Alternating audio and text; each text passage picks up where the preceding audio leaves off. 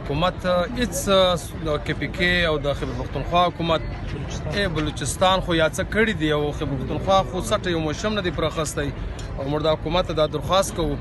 چې دا د پر سر وخیازي درې کسان د بلوچستان په سایډ کې سوي هم دي او زموږ په سایډ کې کم غرونه روان دي او اور شروع دی کیسغر ته رساږي او ډېر په زور شروع دی. موږ حکومت دا درخواست کوو چې پر سر دی وخیازي دا احتجاج به شروع وي چې حکومت راغلی نه وي او دا روډ به بند وي. ډېر چې په نام د مۍ شروع شوی دی تر اوسه پورې وایي چې دا وطن 20 کیلومتره اوږد دی او 15 کیلومتره پلن دی چې دا اور روان دی او په مخ ځي. دغه نقصانونه دا کړي دي چې 3 کسان پکښې شهیدان سپه او 3 پکښې ټپیان سپه او نور ځناور او ونو بوټو ته خو د دې نقصانونه د دې ځای علاوه دي. موږ له سرکار څخه دغه مطالبه ده دا زموږ غوښتنه ده چې سرکار د اول دا وکړي چې دا اور د مړ کړي. د هغه بعد بومه مطالبه زموږ دا ده چې د دغه دپاره د پکار دی چې د جوډیشل کمیشن په شکل کې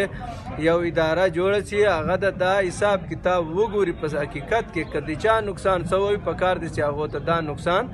ورکړي. دا زموږ مطالبه ده او سرکار ډېر طاقت لري پکار دی چې دا سرکار د باندې عمل وکړي. کوره باندې ناورو پټوګان او سره ښایسته ځنغوزیو باغونه دغه جوړ شوه د اور والې ایرې جوړې شوې او موږ له کوم تنها نه سو ایره کولی موږ به له دوی سره شانه په شانه ولیاړو او د دوی د حق دپاره به تر حکم بالا پورې له اولې ورځې زه په رابطه کښې یم او زه امید لرم چې حکومت به زموږ د خلکو په د نقصاناتو باندې غور وکړي او دغه نقصاناتو سره به مالی امداد او ورسره د دغه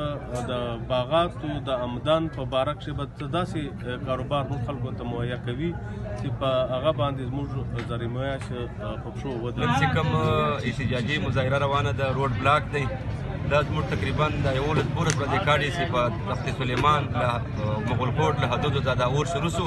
او نن یې زموږ لرغه او برغه دواړه په لپیټ کې واخیستل او په هغه کښې ډېر قیمتي انسانان هغه پکښې شهیدان سوه په اور باندې وسوځېدل او سره چې کوم د زیتونو جنګلات وه کوم د چلغوزو جنګلات وه او کوم زموږ د مراڼې د آمدن یو غټه ذریعه د چلغوزه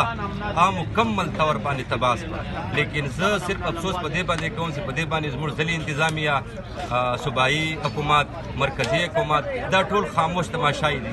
بالکل چا کردار نه دی پکښې ادا کړی بالکل چا ایکشن نه دی پوره اخیستی. حالانکې په دې باندې خو زموږ په خپله تاسو ته پته ده چې یوه ونه 0 کسانو ته اکسیجن ورکوي یو بوټی 0 کسانو ته اکسیجن ورکوي. لیکن پر دې باندې تر اوسه پورې زموږ یوه حکومتي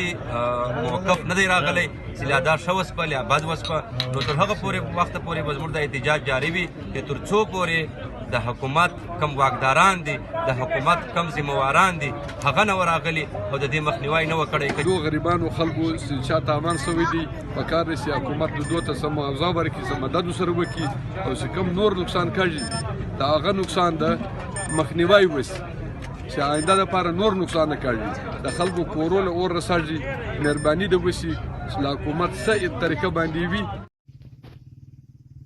اعوذ بالله من الشیطان الرجیم بسم الله الرحمن الرحیم. دا چې موږ ولیاړو په کومه علاقه کې د دا علاقه د تلخان نشپه د عزیزانو وطن دی چې دا ژاړه د کوچو نری او څمزای بولي. اوس چې د زما پر شا کم تاسې اور وینئ دا اور بالکل د کلو پر خوا را روان دی. نو موږ له عوامو هم اپیل کړو چې د دو خلکو دپاره غږ پورته کوي او له سرکار هم بیا اپیل کوو چې د دو خلکو د کورو د علاقې او دا قیمتي ځنګلونه خو تاسې ویناسته زموږ تر شا او تر مخ ولیاړ دي دا د عرباو کرباو روپو جایدادونه دي چې دا سوي دي هغه هم ډېر قیمتي دي او چې دا اوس اور پر را روان دی دا هم ډېر قیمتي دي او په دې کې کم مسته خلک دي د هغو ګډ ژوند پر دغو ځنګلو باندې ولیاړ دی او دا ځنګلونه د دوی د آمدن او د ذریعې د ژوند د ذریعې وسایل دي. نو مهرباني وکړئ د دو خلکو د بچاو دپاره و ریاست ته خصوصي اپیل دی چې د دو دپاره خصوصي یو کومک وکړئ هلیکاپټر یې وراولېږئ چې دا اورونه کنټرول شي. ډېره مننه. کور ودان.